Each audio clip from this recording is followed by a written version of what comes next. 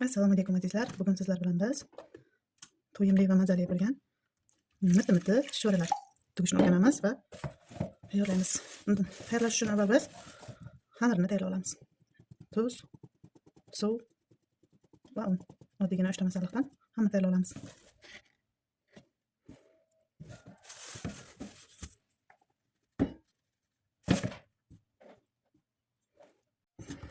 Xamirimiz ham tayyor. Shunday ko'proq ishlab bersak, xamir yaxshi yoyiladi. Okay. Shu ko'rinishda xamir tayyorlab olib, ozroq dam oldirib qo'yamiz, tindirib qo'yamiz.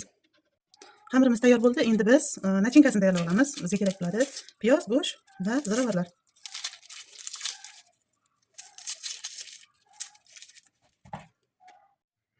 Piyozimizni qo'lda to'g'ray olamiz. Qancha mayda to'g'ralsa, shuncha yaxshi.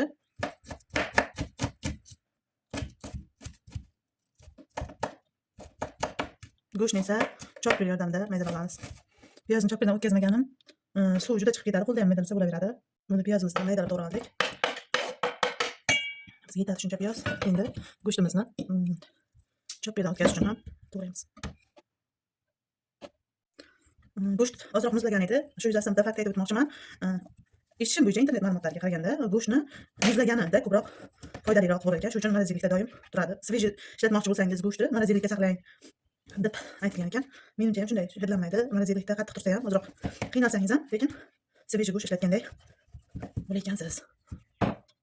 Mana go'shtimizni ham maydalab oldik. Endi ziravorlar hammasini birga aralashtirib olamiz.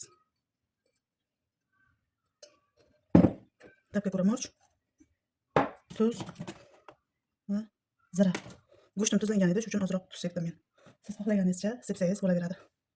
Internetda yana bitta ma'lumot o'qib qoldim. Mana bu tuz. Koreyskiy tuzni ishlatmang. O'sha bir organizm keyin umuman ishlatganim yo'q. Koreyskiy tuz juda ko'p kasalliklarga olib kelar ekan.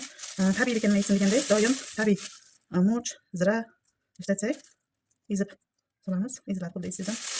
Yaxshi bo'ladi. Boshqa kasalliklar, ayniqsa xotiraning susayishi, yosh katta bo'lgandan keyin har xil xotira zaiflashuvlar paydo bo'ladi. Ko'p kasalliklarning sababi o'sha koreyskiy tuzda ekan. Shuni eshitganimdan beri men umuman ovqatlarimga ishlatmay qo'ydim. Maslahatim siz ham ishlatmang.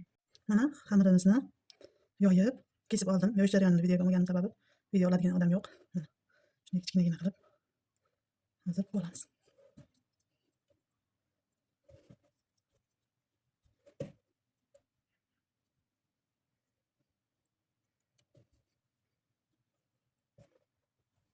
Xamirimiz yupqa bo'lgani yaxshi. Mana qarang yupqaligini. Yupqagina. Qalin bo'lgandan ko'ra yupqaroq bo'lgani yaxshi. Mana hammasiga nachinka solib chiqdik. Endi buni mitti qilib bo'kib olamiz. Mana bitta bo'ladi.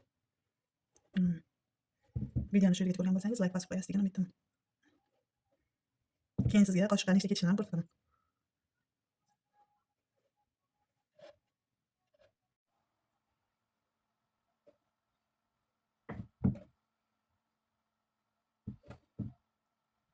Mana chuchvarlarimizni bo'kib oldik.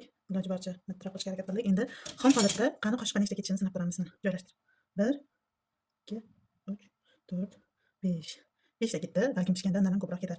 Siz ham sinab ko'ring va yurakdan qizartirib qo'ysangiz ko'nglim ko'tariladi. Endi chuchvaramizni suvini taxlab olamiz. Sizlarga yana bitta maslahat, hech qanaqa paxta yog'i yoki simichka yog'idan emas, tabiiy bo'lgan duma yog'idan foydalansangiz juda ham foydali bo'ladi. Men o'zim mana shunday duma yog'idan foydalanyapman anchadan beri. Chunki har xil ma'lumotlar eshityapmiz simichka yog'ini tarkibida ham haqiqiy simichka yog'i juda kam miqdorda deb. Duma yog'ini yaxshilab qizartirib qovurib olamiz. Mana chuchvarlarimiz bir qaynab chiqdi.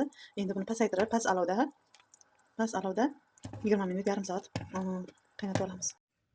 Mana chuchvaramiz tayyor. Mazasiga gap bo'lishi mumkin emas. Olinglar.